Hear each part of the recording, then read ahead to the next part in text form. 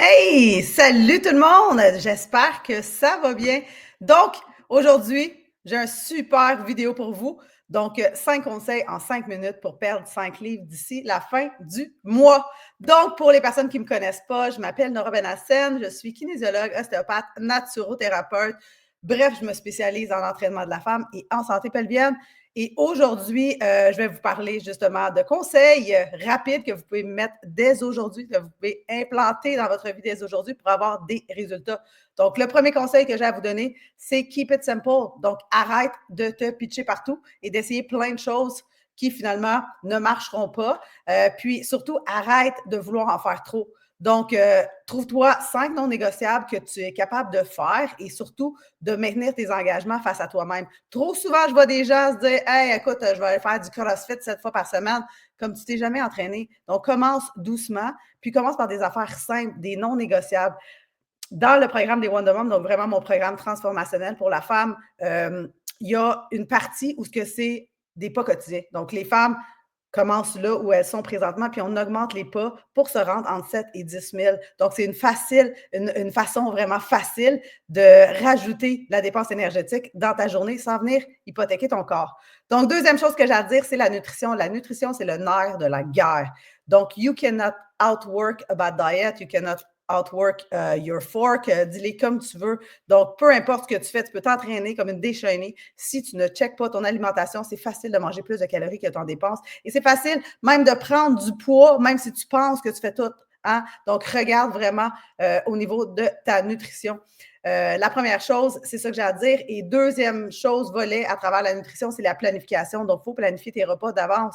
Donc, tu peux faire un batch cook, tu peux te lever le matin, décider ton déjeuner, ton dîner, ton souper. C'est comme avoir une idée d'ensemble sur qu'est-ce que tu vas manger dans la journée. Ça va donner justement une routine, ça va donner un encadrement, puis surtout, ça va te permettre de voir dans ta journée hein, où se trouve la problématique. Donc, première chose, une règle très, très simple, c'est la moitié de ton assiette, c'est des légumes. Le quart va être de la protéine maigre et l'autre quart, donc ça va être un féculent, soit patate, riz, quinoa, légumineuse, peu importe, ou un fruit. Donc, tu sais, c'est facile. Donc, ça, c'est vraiment une règle simple que tu peux commencer dès aujourd'hui. La moitié de ton assiette, c'est une assiette régulière. Et planifier aussi tes repas.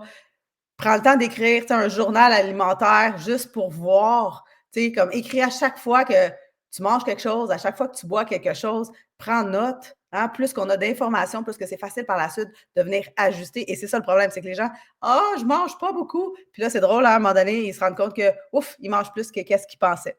Après ça, ben, un peu pour en revenir avec mes non négociables. Donc, va marcher à tous les jours, 7 à 10 000 pas par jour. Ça brûle l'excédent de calories. Ça te permet d'être en déficit énergétique sans être obligé de couper dans ta nourriture parce que souvent, c'est ça la problématique. Les gens ont faim, puis ça ne stresse pas le corps, ça te permet de récupérer en même temps. Donc, c'est vraiment un win-win à aller marcher, surtout si tu as 40 ans et plus. C'est pas le temps de venir t'éreinter là, avec quelque chose de supplémentaire. Tu es déjà stressé dans la vie. Comme, fais quelque chose qui est un petit peu plus doux pour le corps, mais surtout que tu vas être capable de faire à long terme, tu vas être capable de faire à tous les jours de la semaine, puis tu vas être capable de maintenir dans le temps. Une autre chose aussi que j'ai à te dire, entraîne-toi en musculation. Tu as 40 ans et plus, là, c'est le temps de faire la musculation. Tu n'en as jamais fait, commence. Commence maintenant. Si tu n'en as jamais fait, commence peut-être par 1 à 2 full body, donc entraînement tout le corps, pour commencer.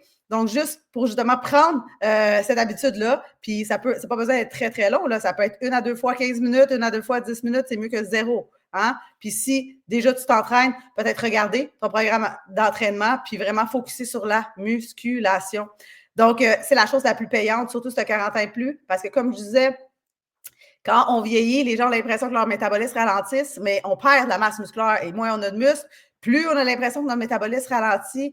Puis aussi, ben, on est moins actif en vieillissant, donc ça devient hyper important. La musculation, on veut préserver les muscles. Et comme je dis toujours, les muscles, ce sont les organes de la longévité. Donc, plus on a de muscles, plus notre métabolisme est actif. Donc, c'est une bonne idée de commencer maintenant si ce n'est pas déjà fait. Donc, on fait de la musculation. Et je vais terminer avec celui-là, là, que peut-être que vous n'allez plus m'aimer rendu là, mais il faut arrêter l'alcool. Donc, même si tu ne bois pas souvent, même si c'est juste occasionnel, une fois par semaine, bref, l'alcool, c'est un poison. Puis si tu as 40 ans et plus, l'alcool, là, ça va venir vraiment avoir un impact négatif sur ton sommeil, ta glycémie, tes hormones. Hein, les gens aiment bien ça dire qu'ils ont des problèmes hormonaux, mais c'est sûr qu'avec l'alcool, ça devient un petit peu plus difficile et surtout, ça crée une spirale à travers tout ça. Déjà, les hormones ont de la difficulté. Si en plus de ça, tu donnes de l'alcool, ouf, ton foie doit générer tout ça, doit s'assurer de venir travailler en plus. Donc, je pense que c'est peut-être pas une bonne idée pour l'instant. Ça ne veut pas dire pour toujours, mais peut-être pour l'instant, puis peut-être essayer maintenant. Fais un petit 30 jours sans alcool, vois comment tu te sens.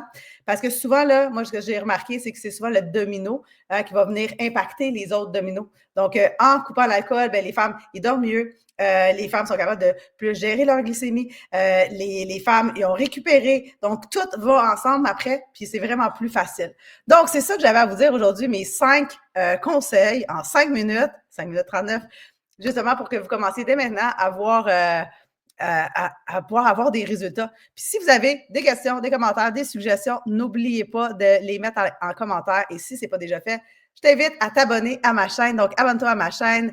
Ça fait très plaisir et surtout, ça ne te coûte rien. Puis pourtant, ça m'aide vraiment beaucoup à me faire connaître sur les réseaux. Donc, sur ce, je vous souhaite une excellente fin de journée et on se reparle bientôt. Ciao!